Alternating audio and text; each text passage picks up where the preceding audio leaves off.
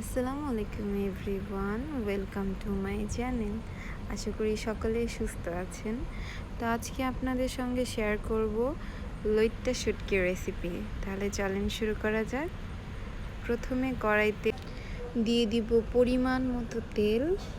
তেলটা একটু গরম হলে তার মধ্যে দিয়ে দিব পেঁয়াজ আর রসুন কুচি। শুটকি রান্নাতে একটু বেশি পেঁয়াজ লাগে। আসলে আমি কিন্তু শুটকি অতটা পছন্দ করি না, আমার আম্মুর অনেক পছন্দ। তো আম্মু ওদিন অসুস্থ ছিল, এই কারণে আমিই রান্না করছি।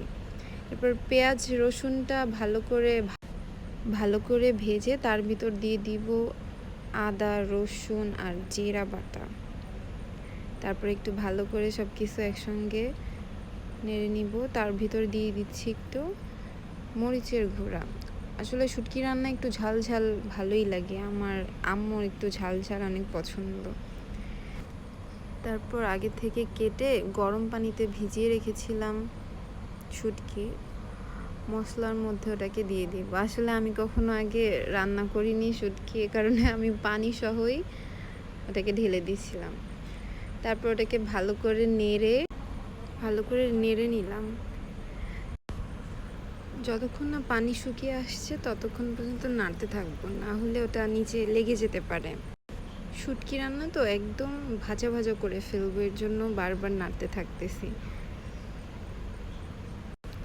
দেখেন পানিটা শুকিয়ে আসছে।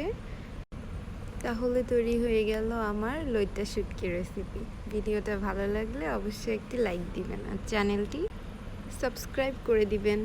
ধন্যবাদ সবাইকে এতক্ষণ আমার ভিডিওটা দেখার জন্য।